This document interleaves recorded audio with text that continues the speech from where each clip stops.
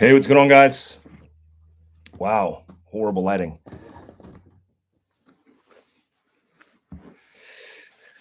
All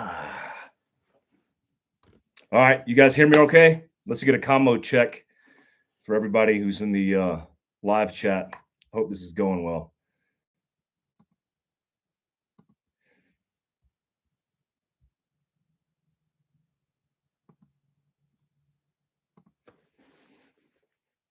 Sweet.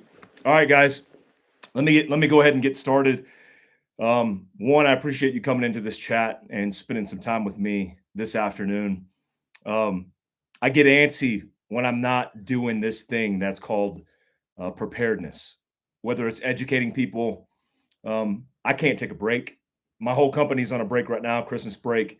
But for me, it's important to talk about this kind of stuff, especially in this lull. A lot of you guys and gals are sitting at home, spending the holiday season with your families. And I think it's important in this lull as we get ready for a new year to talk about some priorities from Fieldcraft's perspective, but in your preparedness life. And this isn't a gimmick for me. This is a life that I've lived for the last 20 years. If you're not familiar with who I am, you're like, who the hell is this guy? I spent essentially my entire life in special operations and working for the Central Intelligence Agency. Um, 20 years of my military career was 4 years in the infantry and the rest in special operations, which doesn't give me the end all be all solutions and everything preparedness.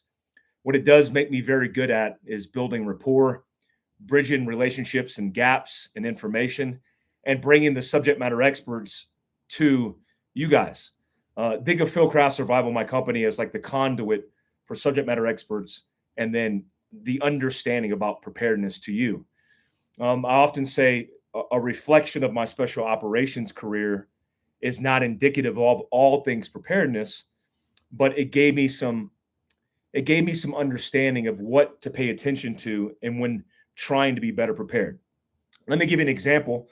I always thought to myself how interesting it was that special operators go in harm's way on purpose and come out on top, mostly like 99.9%. A lot of people think it's a dangerous job, and which it is. But the most prepared human beings on the planet are special operations units. Not because we're some elite human beings like superior genetics. I don't think it's that. What I think it is paying attention consciously to this idea of preparedness in everything we do, planning and preparation, equipment, contingency based planning, preparing for things to go wrong, um, enablers, service and support. I mean, I've cleared open fields walking to objectives in Iraq and Afghanistan and realized I didn't even have to do that because the thermal off of the pod, off of the aircraft above me could identify better than I could on the ground. So it's this cumulative effort. So I think preparedness is the same thing. It's concentrating our efforts on being prepared as a lifestyle, not just being prepared as a hobby. A lot of guys want to like take pictures of their EDC, but they don't exercise, right? A lot of guys want to be super fit, but they don't know how to shoot a gun in self defense. A lot of people think they're prepared, but have never inoculated themselves in stress. So I don't want to beat a dead horse. But lastly, I think the importance of my background in this context is mostly my experiences with the Central Intelligence Agency. The reason being is we didn't have support. I didn't have a platoon of Rangers prepared to rescue me if things went wrong. I was my own first response. It was the Glock 17 in my waistband and my partner who had his stuff together. So when I think about that situation of being in an austere, semi permissive environment where things don't go wrong mostly, but they can go wrong, that's what you're living in today. I checked the crime statistics before I got on here, and it should stand out to you. Not only are you seeing it in the media, mostly not mainstream media, but you're seeing it in the media, that crime is through the roof, especially homicides. They're breaking records all over the country. 13 major metropolitan areas have broken records, including Philadelphia. As of like 5 minutes ago, probably increased the death rate as of 5 minutes ago. There's been 549 murders in Philadelphia alone. 1,800 and something uh, acts of violence with a gun where people were injured and survived, but 550 people. That's one city in one area. I'm not going to make this political because I don't care to, because I want to inform you guys and bring education to this conversation. But the policy that's um, de-evolving these communities, these areas, is what's hurting our country the most. Hence, look, the best thing you could do in practice for yourself and your family, anyways, is being more self-reliant. The idea of depending on your cell phone to come rescue you, first responders, depending on where you're at, Portland, Seattle, Baltimore, Atlanta, then law enforcement's not even going to come to help you because they have other priorities or have been simply told not to come and help you at all. That's one of the reasons we started American Contingency, which is still going strong. I'm proud of that. Um, Guys, I want to talk. I want to start this conversation off and talking about what we're talking about here. Um, I'm doing a 3-part series called Tactical Advantage. I teach for a living. I teach civilians, law enforcement, and military all over this country. My company, Fieldcraft Survival, will have taught 10,000 people this year. That's around the statistic. We teach free seminars, we teach paid seminars, we teach workshops, we teach online virtual workshops, and we teach in person all over the United States. It's my passion teaching preparedness to civilians. Why? Well, if the military can send a Green Beret to teach Afghans in the middle of nowhere to be better prepared for themselves, their families, their communities, and their country, then why aren't we doing that? I've taken a lot of shit over the last 6 or 7 years starting this company and doing what I do because I'm a bad special operations guy because I do that. Or I'm a fear monger who capitalizes on fear. I had Fieldcraft Survival in 2015. I'm not capitalizing on any fear. In fact, I think it's comical that people would go after me for capitalizing on fear when you could just check your local headline and your liberal media and determine that conversation. Um, let's talk about tactical advantage. A lot of times I've seen people who are begrudged with this whole idea of preparedness saying, why do you need that? Well, why do you need a red dot on your gun? Why do you need a light? 308's the best caliber. Who needs 6.5? All these begrudging human beings, it's like, are you looking for the tactical disadvantage here? Like, I'm looking for the advantage in my life, not the disadvantage. It's the same culture and the same tribes of people who are like begrudging at people's success. Like, you're successful. You own a major corporation that's doing really well, employing Americans across this country, and somehow you're a traitor. Somehow you're a bad person. Well, I'm a capitalist. I believe in people taking advantage of the freedoms and liberties they're given in America. And I'm also libertarian. I believe in the freedoms and liberties and capitalizing on my advancement through society, which includes my tactical advantage. I remember I posted on this gun right here. This is a SIG P320 Legion X Carry. That's a mouthful, but I got a suppressor on here. It's got a Mod X9 with a broken down can, and then I got a light Surefire X300 with a night vision Leupold Delta Point Pro. Yeah, first world problems here. But people are like, why would you ever have that setup? Because I want the tactical advantage if somebody breaks my house. In fact, I have PVS 31's white Foss sitting on my nightstand right next to this gun. Why? Because the person who breaks in my home will never even know where they just got hit from. That's why. Because I'm looking for tactical advantages in defense, the defense of myself, my family, and my community. I'm not looking for disadvantages here. So the reason I wanted to do this 3-part series is to focus our attention on advantage, not disadvantage. So if you're a begrudging human being and you're a troll, you like going on my channel and other people's channels and talking shit, you can do that. I won't ban you or block you, I promise, because I think you'll get enough flack yourself. But I want us to focus the conversation and context around advantages, not disadvantages. I also want us to focus on the breakdown specifically of self-defense broken apart from vehicle defense, broken apart from home defense, because they're all different. They're very distinct and very different. So the question I get asked a lot that has made me want to do this series on tactical advantage is, Mike, what is your go-to pistol? If you had to pick one pistol, what's the pistol? And I would always say it's not like that. In fact, I don't ever advocate for one end all be all. Now, I do understand this gun is not in everybody's price range. I get that. So I understand the budget constraints of many Americans in this country. So with that being said, I also want you to look at your own situation and reallocating time and resources to things that matter. I think preparedness is the number one allocation of our resources we should be paying attention to. If you don't have chickens, if you don't have solar, if you're not looking into renewable energy, if you're not looking into everyday carry considerations across the spectrum, there's so many things you could advance your preparedness skill sets in that starts with equipment and training and advances your overall level of preparedness. So do that. Do less Starbucks, more focusing your attention where the allocation of your resources matter. So let's talk about self-defense and what that means. So self-defense, yeah, it means defending yourself. I think it's like the oxygen mask dropping down of the aircraft, where it's like put it on yourself to get your oxygen before you start helping other people. It's that, right? Because if you can't defend yourself, how are you expected to defend your family? And we should be evolving our own practices with the idea of evolving our family circumstance by training, cross training our spouses, our children, our families, and everything, not just defense against people, evil human beings, but defense against fire safety. I read a tragic article the other day about a husband and two sons of his, the wife and another son. The eldest son was in the home when a Christmas tree caught on fire. It tragically killed him and his two sons at 1 a.m. on Christmas Eve into Christmas Day. Tragic. I wanted to do more reporting on it because I think it's important to talk about these type of events.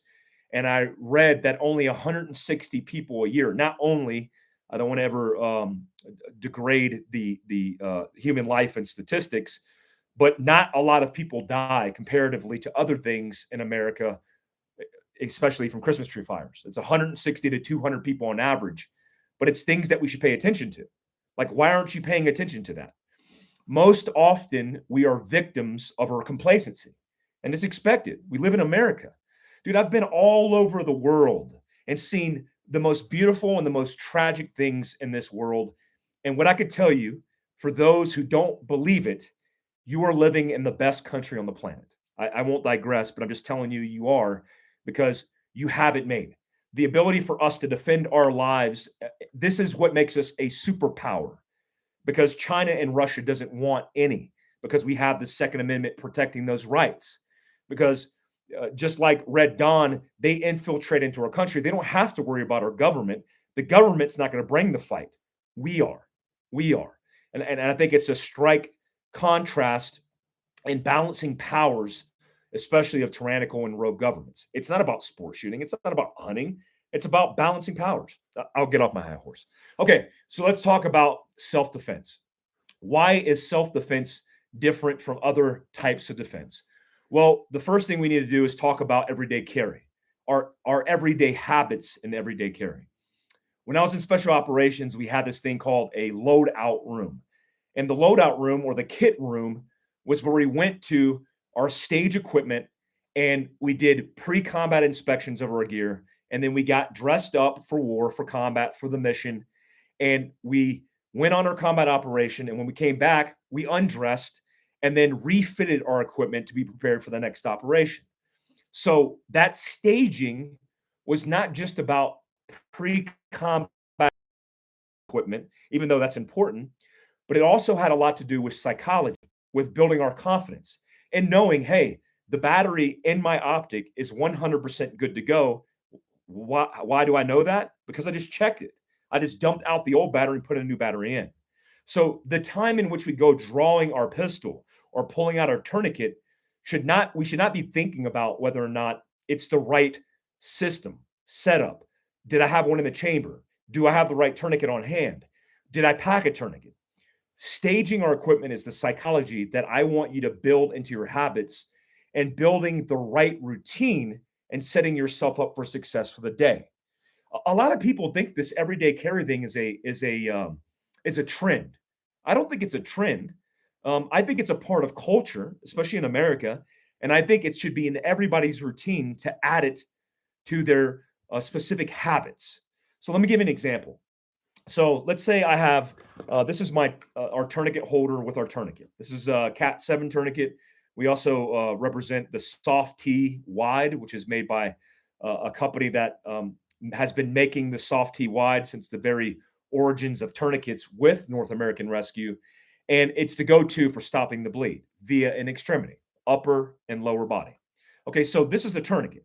Now it doesn't hashtag well. It doesn't look cool in photos and it's clunky, right? But let's say I didn't have this on my person, and you were the tragic victim of an accident, and you were bleeding profusely. Well, if you didn't understand how to use a tourniquet and the principles of using a tourniquet, then you wouldn't be able to adapt. Like your belt, your shirt, a lot of things that we see in normal life can be used to stop the bleed. But what if I just paid attention to this? What if this and all the stuff that I used and carried every day was staged and prepped on a mat in front of my door?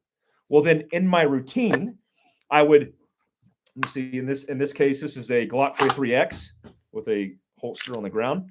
But in this case, I would pick up this gun. I would, if it wasn't loaded, because maybe I have kids and I have the magazine separate from the gun, I insert the magazine with a slide lock to the rear. I'll allow the round to be chambered if I can't see, because I'm not running that kind of gun. I need to press check it so I see brass in there. And please pay attention to safety.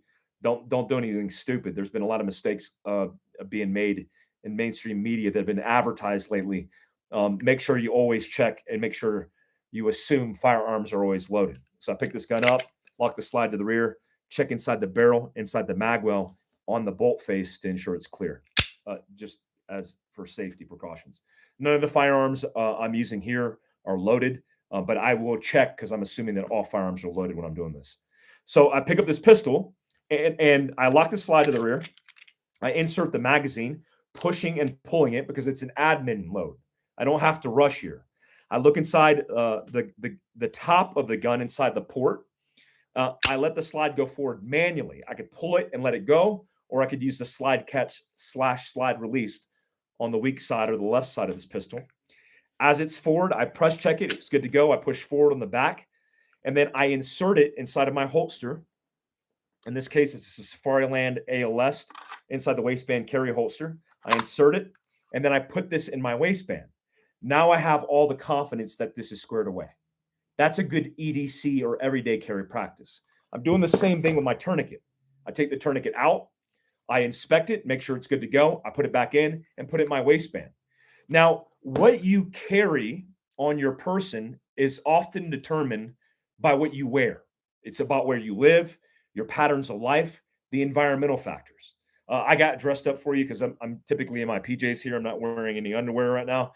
But if I'm here and I'm standing or I'm going out in my daily routine, what kind of carry configuration could I carry in here? Well, I'm wearing a Carhartt vest.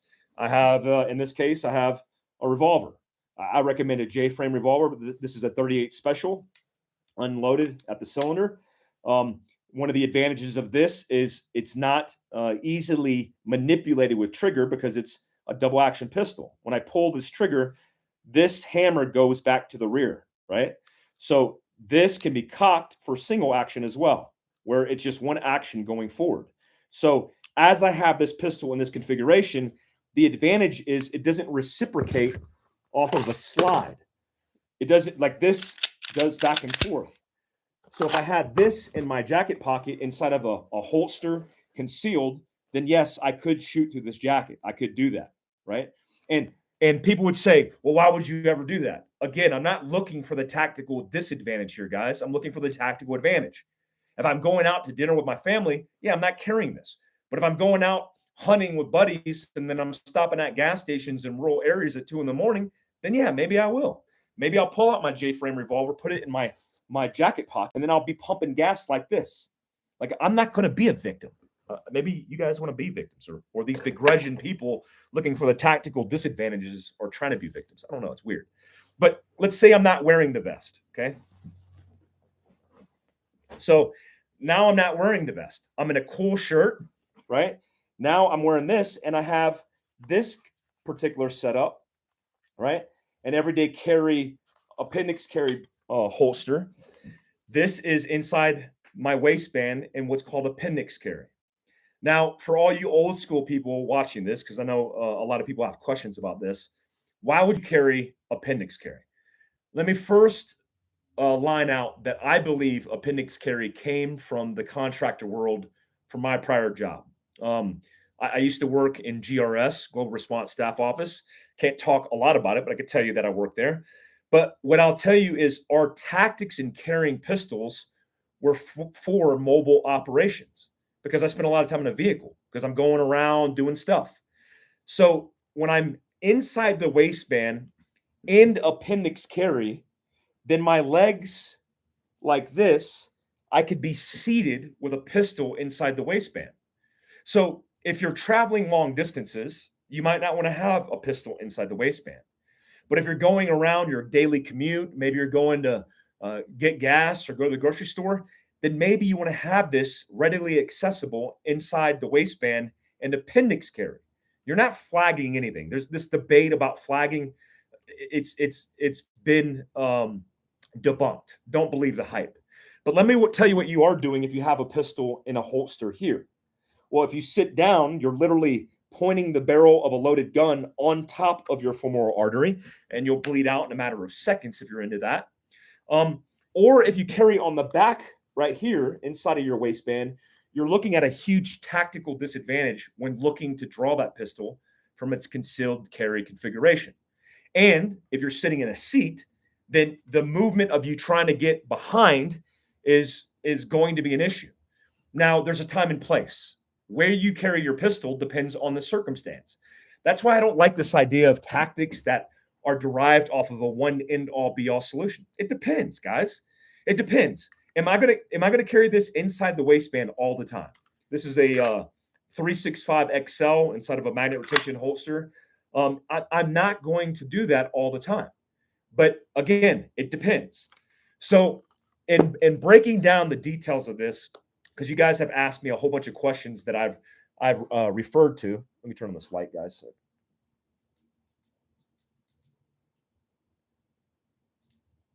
Oh, that's weird. Maybe it's out.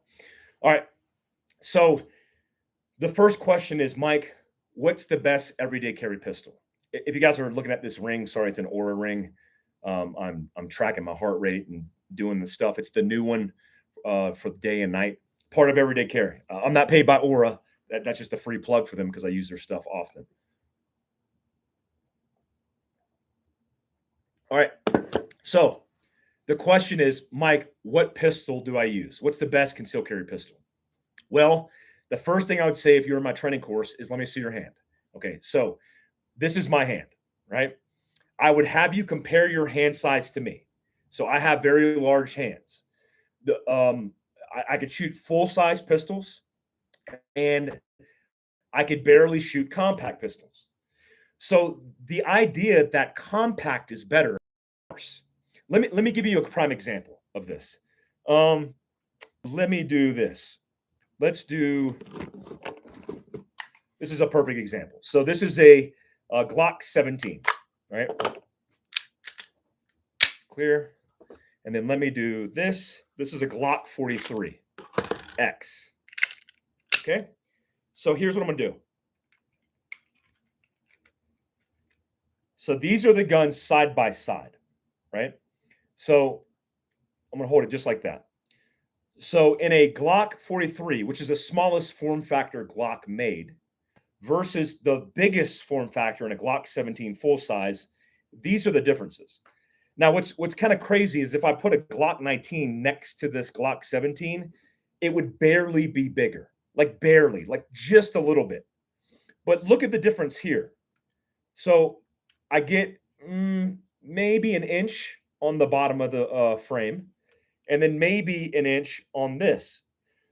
So if you look at me, I'm 6'1", about 230 right now. If you look at me, I'm pretty wide chested and broad. So look at the difference here.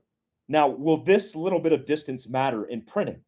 The answer is no. I mean, if I take a full size SIG carry, look at that, right? In appendix carry, I'm not looking like I'm going to have a lot of signature. Now, it depends obviously on what you're wearing, but here's the most important thing that I've realized over training people on ranges for years. What matters more is your ability to hold the gun properly, meaning acquiring a grip and then holding or sustaining that grip through the shot string. This isn't national match considerations. This isn't slow aim fire. We're talking about shooting a gun and holding the pistol in my hands under stress during the duration of a gunfight. So if you take this pistol, this is the Glock 43, and I put my support hand on this gun, look at this. Like there's no exaggeration here. Look at this. So when I see guys with big hands the size of my hands shooting Glock 43s, the only thing I think is, dude, do you really want to be in a gunfight with that? Like when you pull that pistol, you're pulling that pistol because you want to save your life. Like, look at this gun. So, unfortunately, compact is not always better. I'm limiting myself on capacity. I'm also increasing the snappiness or muzzle flip of the gun because I'm using shorter barrels, which in conjunction with guide rods and springs make it more snappy. And it would be harder for a small-handed person to shoot this, as well as somebody with an overwhelming amount of grip on this. Sometimes guns can be too small. So let me pull this out. Let's not get weird here yet. I'm going to pull out my everyday carry pistol that I'm using right now. So I just pulled it out of a sling bag. This is a Patagonia sling bag. This is a SIG 320X carry. So I'm going to dump this, and this is loaded. I'm going to show you my procedures. Remove the source of feed, put it away. Okay, inside the barrel, inside the mag well, bolts clear, and then pull it back. So this is one of my favorite everyday carry pistols. Now look at my hands on this pistol. Okay, now I can grip this pistol with confidence. Okay, so if your hand's too big, you're overbearing the gun. With this gun, I could get good friction on my support hand and manage the muzzle flip and the felt recoil of this pistol. And it's still, look, compact. As it fits in our holster here, it's not even close. It's not even close.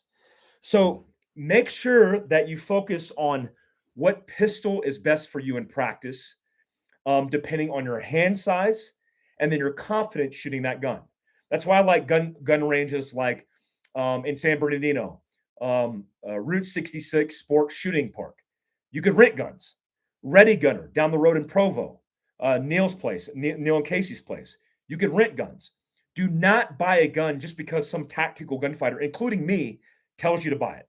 Now, I will give you the advice right off the top based on my size and how big I am and what guns I use for carry.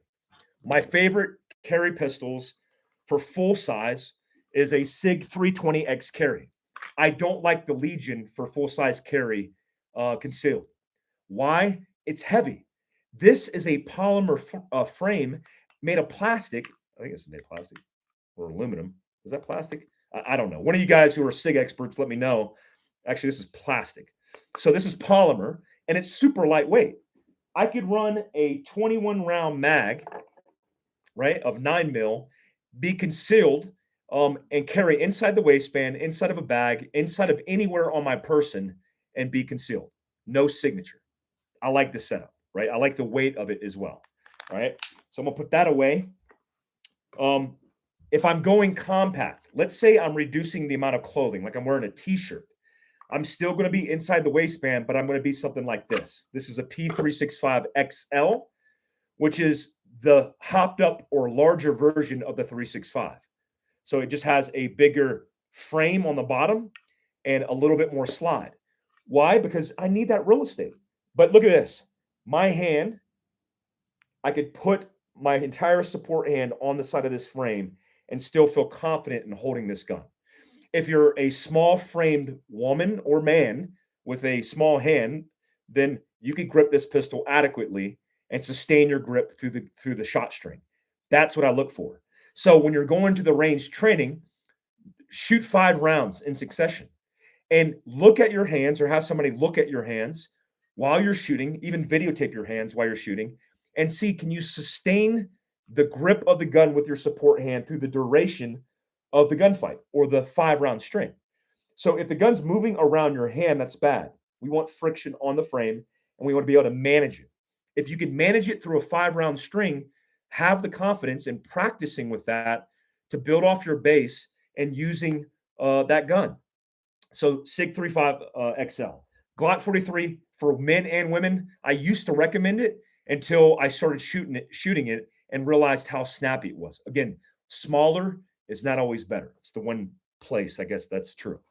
Glock 17. I still use Glock 17s for full size carry. Glock 17s and Glock 19s are great everyday carry pistols. They're forgiving.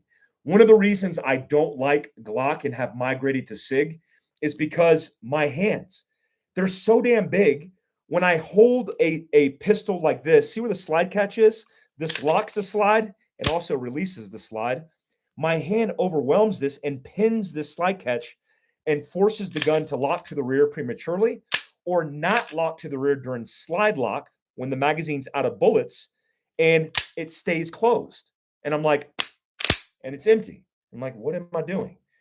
That's why I migrated. Now, if you have a Glock 17 and big hands like me, CAG works. I don't know if they still make it, but they make a slide catch that's risen. That's what I used to use on my guns in order to get around that problem. Okay, let's kind of migrate into some everyday carry considerations because I still want to be. I'm going to cap this at an hour, and I want to be respectful of time. I'm going to take the last 10 minutes and answer your questions.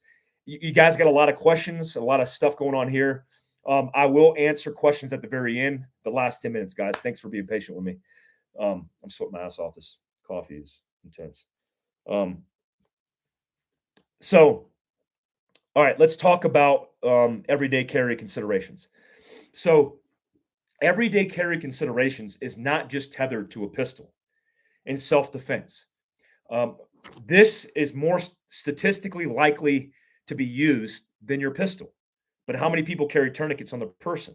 Well, most often you don't because it's uncomfortable as crap to carry a tourniquet. I'll acknowledge that. Like it sucks. Like, I mean, who wants to carry a tourniquet that's uncomfortable? Not me. That's why I made this tourniquet holder.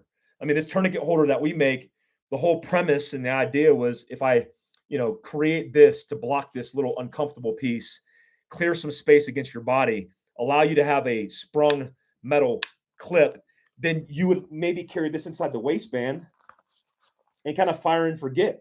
But if you needed quick access, you can grab it, pull it, and then go to work and stop in the bleed. So I think it's a responsibility of responsible citizens that are learning about preparedness and everyday carry, have a concealed carry license and are carrying every day to also pay attention to med equipment. We always advocate at Fieldcraft to carry med equipment on person, meaning on you, as well as in your vehicle and at your home, obviously. Upgrading depending on your capacity. So if you have a tourniquet on your person, then you should have multiple tourniquets in your vehicle because you have family. If you're a lone wolf, then maybe you're carrying it to be a responsible citizen. What happens if you come across an accident? I would never want to live with myself going about my business, bypassing somebody in distress or need and just going about my everyday life and then living with that. Like I want to help people, especially if I have the skill sets. One of the things that we did is we made a basic hemorrhage or stop the bleed kit. This kit is the bare minimum of equipment you need to stop bleed for you or a loved one or somebody in your community. Fieldcraft, we're about to drop an ankle holder that holds med equipment and a spare magazine for your pistol. Why? If you overland like me and you're going in austere environments and something happens, maybe you're in your UTV on a motorcycle, you want ready access to that equipment. You don't want to be like upside down, bleeding out of your femoral going, where was that kit? Where did I put that? Oh crap, I put it in the trunk. Yeah, that's not going to work. So everyday carry includes considerations of first aid and med. The bare minimum is a stop the bleed kit, which is for cavitational wounding, puncture, gunshot wounds, etc., and also a tourniquet. TAC-Med Solutions, Soft T Wide, which we sell on fieldcraftsurvival.com, or a Cat 7 from North American Rescue. That's the bare minimum. Okay, let's talk about light considerations. I catch a lot of shit for this. This is what you'll typically see me carrying. I haven't made this yet. We just did a fanny pack with Matt that we're releasing soon. That's a Black Rifle Fieldcraft fanny pack that we made that allows you to carry your EDC, all your EDC stuff. The reason I like this and I carried it as a contractor is because it's not military. It doesn't have a military signature on it. I mean, to see somebody wearing this, the first thing you would think of is that person's a hippie or they're a fly fisherman. Not that they have a gun and they're ready to go to war, but I like being prepared for everything. So if I'm out and about, just going about my daily routine, I might carry this. If I feel like things are going not right, then I might advance my circumstance by putting this in front of me. This is one of the reasons I think this is the perfect setup, designed for fly fishing and working a fly rod. That's the universal sign for fly rod. I could work all my considerations out of here, right? So let's talk about wabam, the everyday carry flashlight. Now, I'm a fan of carrying redundancy, so I have multiple versions of lights. Let me shortly describe, because this is not a low light, a low light, no light class. Let me keep it simple. This is Surefire's light. I don't know the nomenclature because I'm bad with remembering. It's like the staccato or the starts with an S.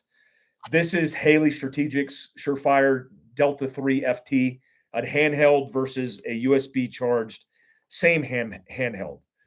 I don't like tethering lights to guns unless it's for home defense. Why?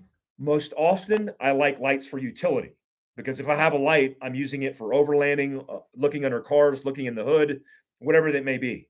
So utility, I'm not mounting the light to the gun. But also, I teach SWAT teams and I teach civilians no light, low light courses where I demonstrate the disadvantage of having a light tethered to your gun.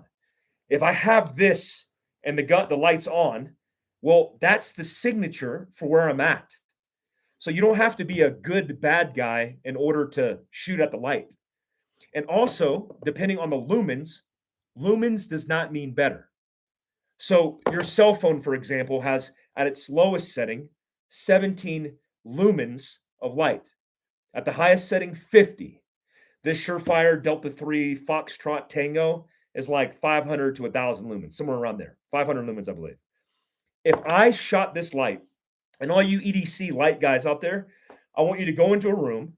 If you have a spouse, it'd be funny to use them. Don't use a light on your gun, but use your handheld light. Shine it on your spouse or shine it somewhere where you see something. Stare at it and turn it off while it's completely dark. And then count until you could see again, restoring your night vision. 5 to 7 to 10 seconds. So let me give you this scenario. You have an everyday carry light tethered to your pistol and you're clearing a space. Let's say you're clearing a room. If you walk into that room and illuminate that space, 1, you're giving away your position. 2, you just blinded yourself for 5 to 10 seconds as soon as you turn that light off. Well, Mike, I would just continue to clear. Well, what happens if you're turning it off to go into the next room and you're trying to maintain the advantage of darkness? We just blinded yourself. So the question is, how many lumens do you need in order to positively identify a threat? You don't need a lot. In fact, you probably only need 50. And guess what? 50 lumens is 1 to 2 seconds of being blinded versus 5 to 10 seconds. You don't have to take it from me and go to my no light, low light courses or Fieldcraft survival instructors courses. Do it yourself. Experiment it with yourself with these lights. So I carry a light separate for utility and then teach in practice and tactics, separating the gun from a one-handed hold. Like, you don't need to do this. You don't need to do this. You don't need to do this, like all this weird shit. Keep it separate and use one hand. We're clearing in close proximity with a pistol. Now, why would I have it on a home defense gun? Because I own the advantage. It's my house. I could walk through my house naked, blindfolded, and navigate the entire house. I could touch light switches. I could even pour myself a beer in the middle of the night, completely blind. You have the tactical advantage. I'm talking about doing this when you don't have the advantage when you're clearing space. You know where I learned this? Is because I told SWAT guys to pretend they're the bad guys and kill as many good guys in simunitions as you can. Guess what? They killed everybody who came through the door because it's not hard to navigate those spaces and seeing, oh yeah, I'm a good guy here, right? I probably just destroyed the webcam. I apologize. But carry a light nonetheless. Now, one of the tactical advantages that you could look at is carrying both.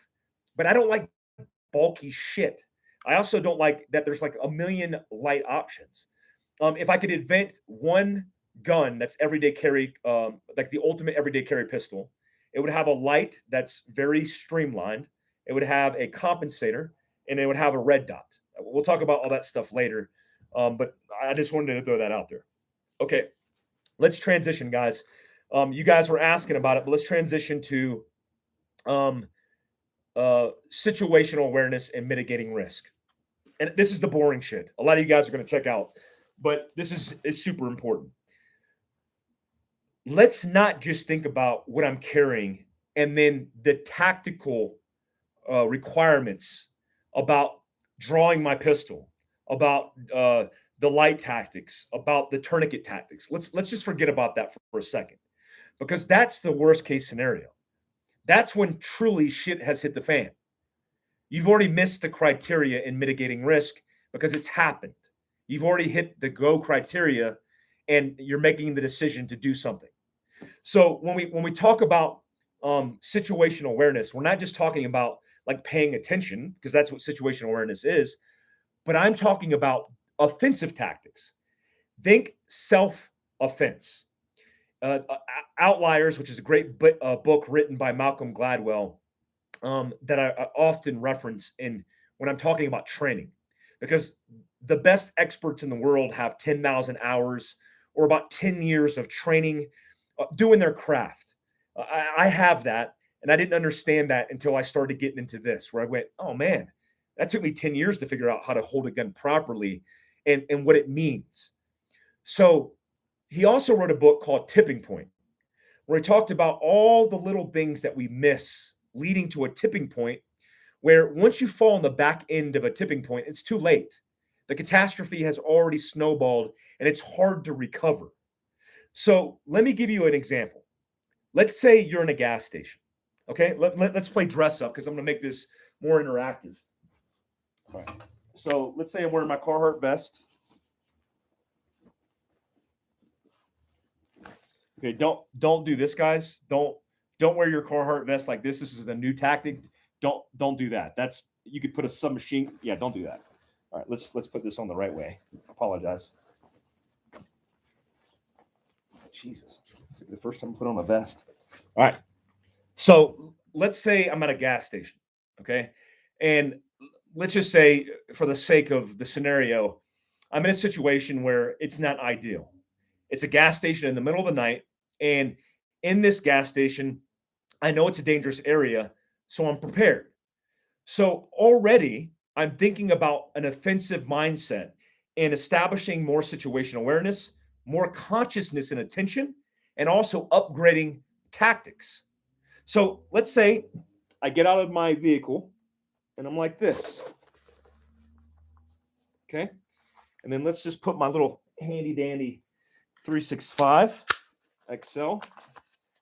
That's the wrong holster. Let's just go with Glock. Jesus, that's a tourniquet holder. This is what happens when you do stuff live. Okay, let's just go with this. SIG 320. Okay, so SIG 320 full size. Now, normally when I get out of a vehicle, and it's like this, I'm constrained. Like, I don't have the tactical advantage. So let's say I know that this place is bad. Well, what am I going to do? I'm going to get out of the vehicle. I'm going to zip this down. I might even offset this pistol, and I'm going to expose the frame of this pistol right behind my vest. So now, in 3 little baby steps, I've upgraded and increased my tactics, my tactical advantage, by allowing myself to manipulate to my firearm straight down on the pistol and have quick and ready access, right? Versus I'm checked out. I'm like worried about my Instagram account. I'm not paying attention. And then if something hit the fan, I would have to strip this down or lift it out of the way, remove my shirt, and then access this pistol. Again, the tactical advantage is what I'm looking for.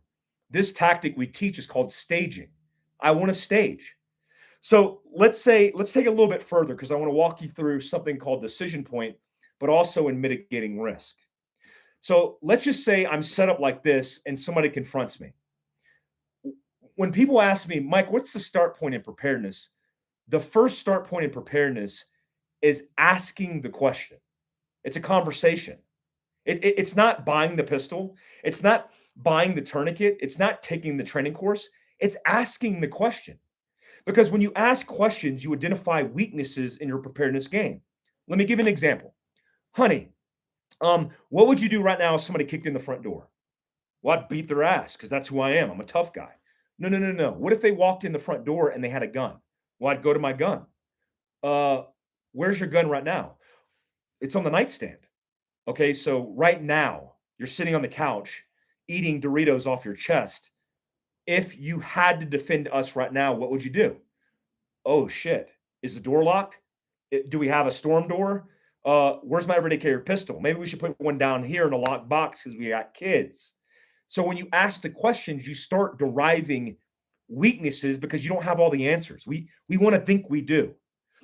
I ask this question most often in my class, and I'm going to ask it to you. Let's play a game. Let me ask you a question. Right now, if you were in a circumstance where you had to use deadly force, what would it take for you to use deadly force? What would it take? And then most often the answer is, what do you mean? I draw my pistol and then I just flip the switch. No, I mean, what is your criteria to use deadly force? Now, let me walk you through the scenario. So what I'm going to do is I'm going to walk you through the scenario, a common scenario that I teach inside of our decision point class. And then I want you to make the decision in your head when you're going to make the decision to use deadly force. So just say, yeah, that's when I would do it. And be definitive. Don't be a pussy about it. Like a lot of you guys are like, well, I don't know. Like that's not realistic. Oh, it's not? Because most often the people doing the evil deeds to you offensively are what put you behind the power curve reactively. You don't have the buy-in. Like, oh, well, that would never happen to me. Well, yes, it could happen to you. In fact, I'm giving you the advantage walking you through the scenario. So play the game. You're at a gas station and you're confronted by a guy who says, give me your money. Just like that. He says, give me your fucking money. What do you do? Well, most often people would say, well, I don't know. I'd back off and go for my pistol. Would you go for your pistol? What would you do to mitigate risk? So the guy says, I want your money. What do you do? Let's just say you say, I open my posture, I follow the tactics, and I back up and I say, hey, man, get away because I'm mitigating risk. And he says to you, you sure do have a pretty wife. Let's just play the spouse game. You sure do have a pretty spouse inside the vehicle. If you don't give me your fucking money, I'm going to fucking hook up your girlfriend. And he looks at your girlfriend. What are you going to do? So as you're navigating this decision making, I want you to think about something. If you're thinking, I'm going to my pistol, then what are you being seen doing by the CCTV camera, by the witnesses? So that's important to pay attention to because perception and self-defense is everything. But also offensive action is everything. I see people training to depress and retract a pistol, shooting people. And I ask the question, when are you going to do that? Well, if I get headbutted at a bar, then you'll go to jail for the rest of your life. So let's continue with the scenario. So if you don't give me your money, I'm going to fucking kill you. What are you going to do? So if you go to your pistol and draw your pistol, that is a very dangerous precedent. Why? He said he was going to do something, but he hasn't demonstrated. So you need an appropriate level of force. So what do? I'm asking the question, and you should be thinking about answers. Think about it. If you're at a gas station and somebody says, "Give me your fucking money or I'm going to fucking kill you," and you have a pistol on your person, what are you literally going to do? So if it was me, I would say, "Whoa, whoa, whoa, back the fuck up, man. Back the fuck up away from me." As I'm staging myself to get ready for a offensive action. This isn't a defensive action. Offensive. This is the universal sign for I don't want anything and I take a step back. Why? Because I'm not advancing. I'm mitigating risk. I'm giving the opportunity at a crossroad intersection for the potential bad guy to take the high road. But I'm also offensively in my mindset and my tactics prepared for war. So, dude, back the fuck up. Like, relax. Like, back the fuck up away from me. Like, I don't know who the fuck you are. Honey, dial 911. So I'm literally verbalizing all of the considerations. So then the guy who says he was just going to fucking kill you, he goes and puts his hand on his waistband. What are you going to do? Some of my students will say, "Oh, that's my criteria. I'll draw the pistol." But what if you're wrong? Are you willing to live with that for the rest of your life? What if you're wrong in your actions? So when is the criteria for you to make the decision and your decision point to activate? I've heard people even say, "Well, Mike, I would draw my pistol and hold down on them." Bad tactic. Why? I don't believe, look, you're not a peace officer. You're not trying to mitigate risk by drawing your pistol and telling somebody to show you their hands. Never saying there's not a time and place. But what I'm saying is if you create the script and the action and the criteria for you to draw the pistol, push the pistol, and stop and say, "Show me your hands," you're setting a very dangerous precedent in self defense. Now, again, there are different circumstances which would warrant that. But in this scenario right now, the guy puts his hand in his waistband and he says, "All I ask for is money. Give me your money. And if you don't give me your money, I'm going to fucking kill you."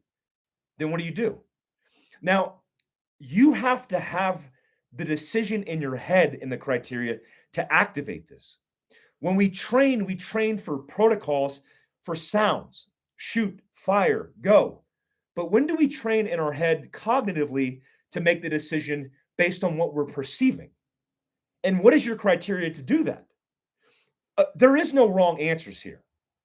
What I'm trying to do is demonstrate that a lot of the questions you haven't asked in self defense are what's going to lead you to making a bad decision.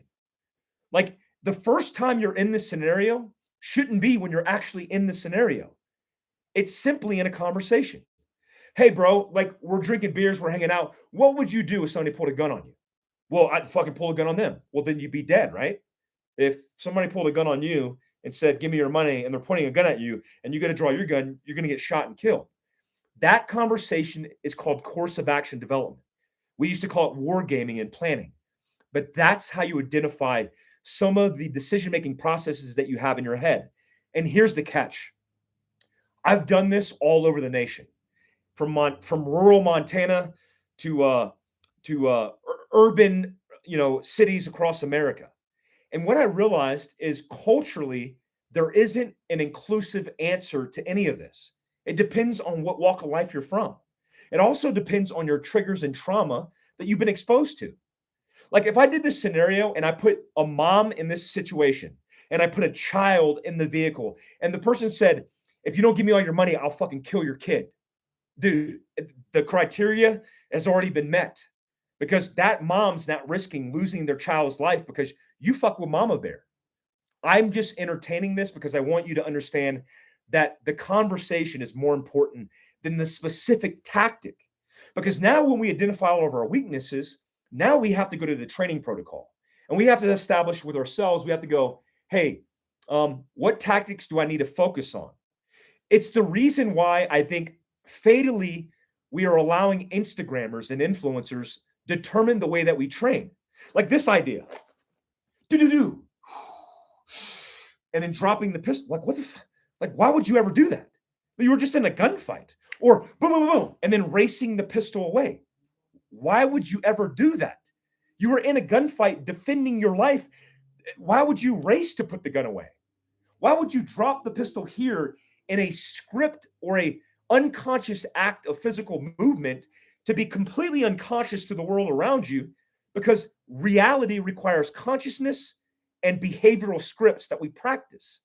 So when you see the Instagrammer running around shooting paper and steel like it's the zombie apocalypse, it's a bad precedent. It's why I hate Instagrammers who go, that dude doesn't shoot well. That special operations guy doesn't shoot well. Well, the special operations guy who's killed people for real has discriminated targets friend from foe and determined that in rapid milliseconds where it's not a script, it's not a dance. Anybody can choreograph a script and play the dance very well. But not many people have understood that it requires scripts and consciousness to be making rapid decisions on the go, under stress, by the way, while you're in a sympathetic nervous response. I digress. Last thing, guys, because this isn't the end of this, is I want to answer some of your questions because I've been running my mouth too much. So let's get your questions in here. And I want you to understand that this is a 3-part series where there's going to be multiple parts of this. I'm doing a Mike Force podcast on it. I'm doing YouTube content, including YouTube videos, as well as lives on the entire discussion.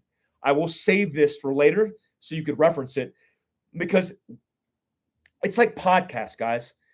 We should not be taking our information in something that's life risking. That's something that's so serious in self-defense where we read a headline, we read clickbait, we see a 15-second video, we see a 10-minute video on YouTube.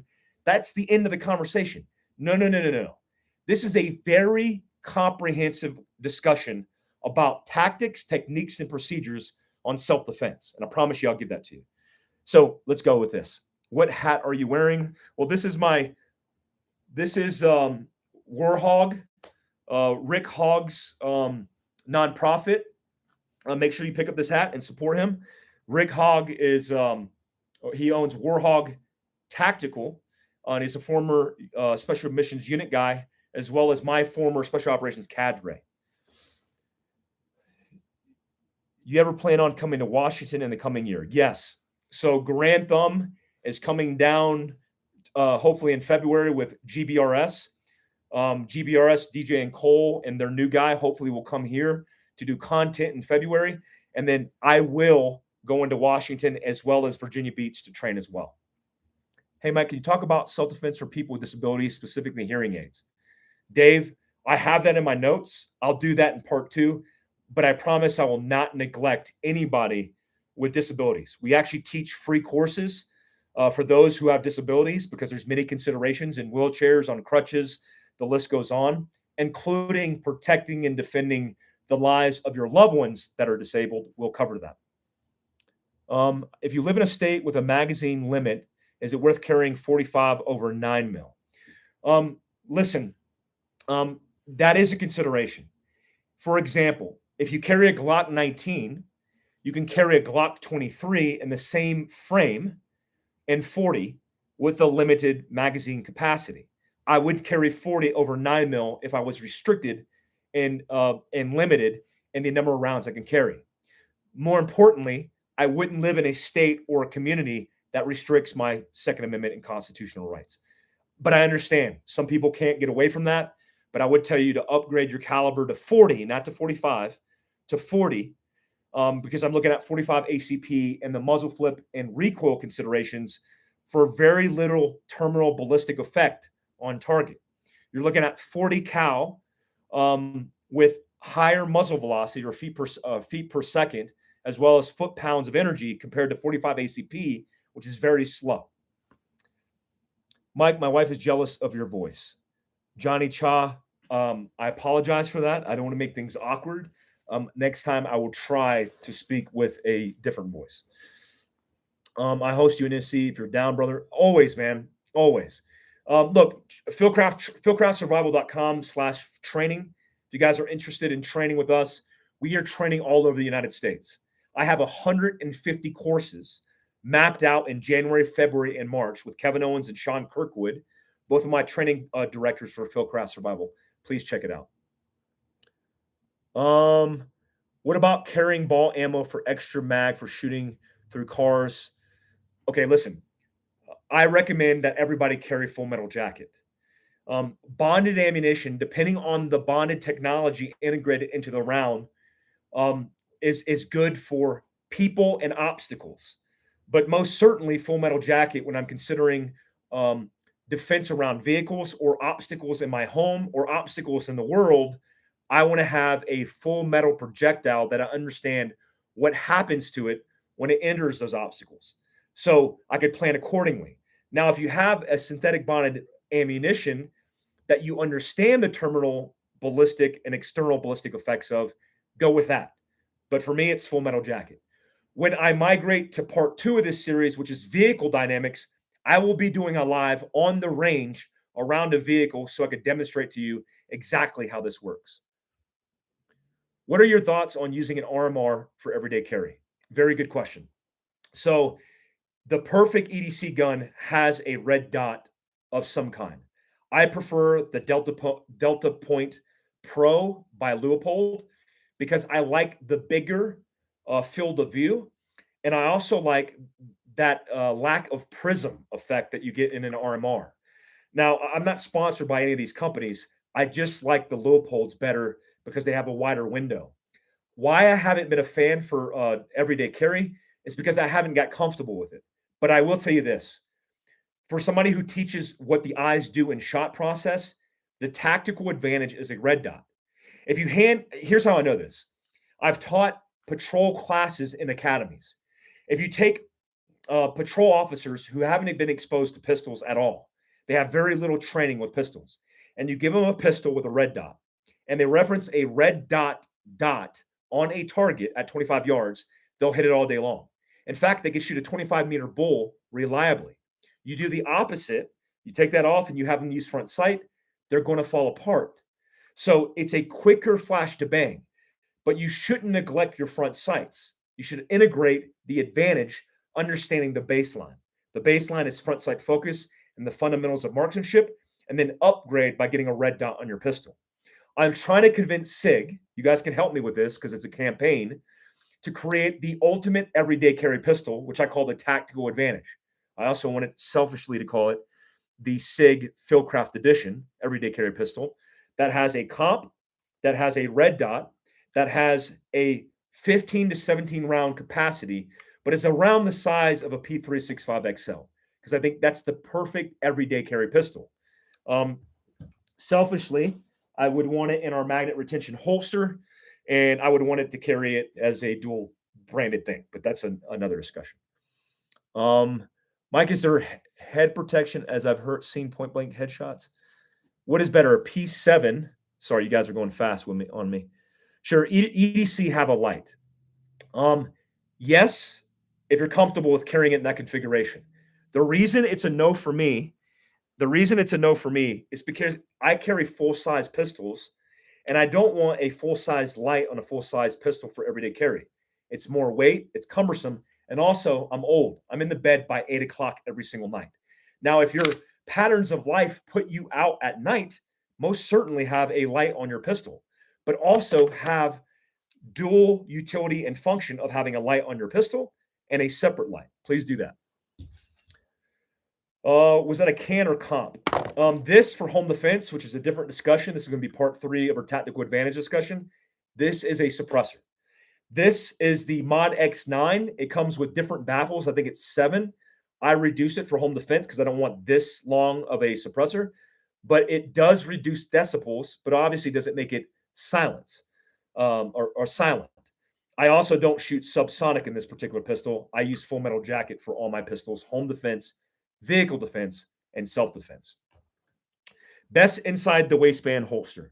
Look, I'm going to give a couple credits where credit's due. So one, Fieldcraft Survival makes our own inside the waistband carried holsters. We have the magnet retention holster, which we make, which has been a pain in the ass to make. I apologize to those who pre-ordered these. They're still coming. And then the first batch from South Africa, where we get this manufactured, was faulty because the shipping. They shipped it and it got destroyed and became this massive issue. But what I will tell you is that our magnet retention holster holds proper retention. Tier 1 Concealment is a very good holster company. Tenacore, which we make our Fieldcraft Survival Dual branded holster with Tenacore, is a very good holster. And Safariland, including the ALS, is a great holster for inside the waistband carry. Fieldcraft Survival, T1C, as well as Tenacore and Safariland ALS. I'll answer two more questions, guys. How much longer can American society keep going like this before the collapse, in your opinion? Um, I didn't want to get political here, and I won't get political in this context. Look, I teach preparedness for a living. We don't market based on fear. We market based on reality. What I will tell you, and somebody who monitors these kind of things every single day, is never before in history have we seen more rights, including constitutional rights, being taken away, suppression of First Amendment rights, crime, homelessness, these crazy restrictions that we're seeing and mandates throughout the United States that's causing social chaos throughout our society. Now, what does that mean? Does that mean civil wars? Does that mean drama? No, it actually doesn't mean that. But what it does mean is if you're in a close circle of somebody like me who lives in beautiful Utah, who's not suppressed by this, your circle is going to get smaller. If you're in a place that's suppressing your rights, you need to get the hell out. You need to get somewhere safe. You need to get somewhere like Utah, like Montana, like Texas, like Wyoming. And I hate it because people are like, don't California my Texas. Well, that's a thing. I understand that.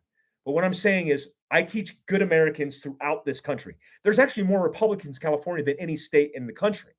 What I want is conservative libertarians who understand constitutional rights to get away from these corporate mandates against these radical ideologies in LA and mostly California, and get somewhere where you're safe. And also stop depending on the government. Start depending on yourself, your community.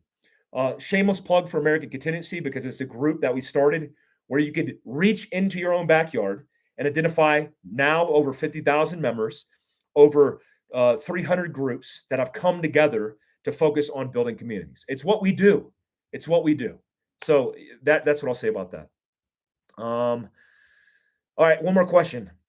Ever do a video on what to do immediately after you release lead in a self-defense shooting? Yes, and that will be part of this conversation, I promise you. Okay, last question, guys. Hey, Mike, oh my God, have you ever thought about doing any courses in Canada? I can't because I would go to prison.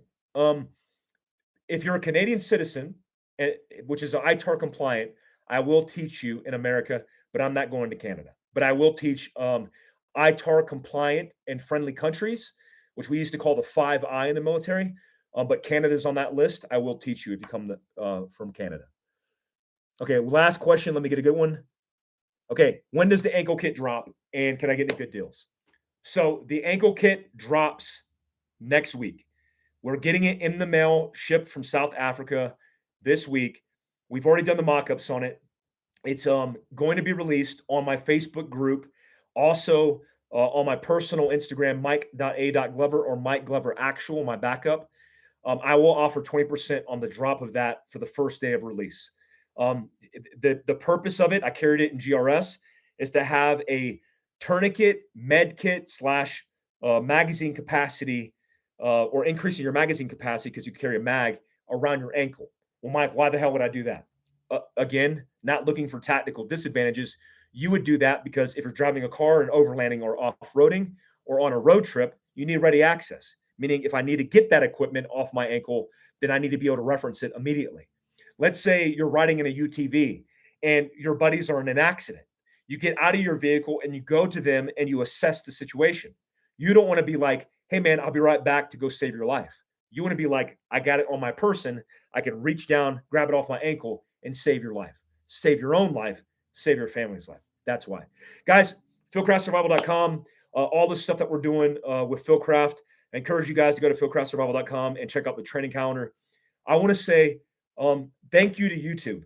I don't thank often social media platforms, but after getting massively suppressed by Facebook and Instagram, it's been encouraging to me to see 420,000 subscribers on the Fieldcraft channel. The fact that I can come on here with a live feed talking about self-defense and preparedness and not get suppressed is amazing. We have nearly 1,400 people in this conversation with 800 plus likes. I'm going to save it. I'm going to upload it. And thank you, YouTube, for not suppressing First Amendment rights. You've been guilty of it before. You guys are cleaning up your act, and it makes me proud, which is why next year I am leveraging a lot of our resources, including our time and attention, to educating you on this platform. We don't get paid by YouTube. I can't monetize this. Most often we can't monetize. But the fact that we could speak our voices and educate you in all things preparedness without getting suppressed means a lot. And it means a lot to me, guys, that you guys are spending your Monday afternoon with me when you're likely with family or friends, or you're just a lonely guy in your basement. Whatever it is, I appreciate you. Till next time, guys. Look forward to our part 2 of this, which is part 2 of self-defense, which is the 3-part series of self-defense, vehicle defense, and home defense on the live stream later this week. Love you guys. Peace out. Later.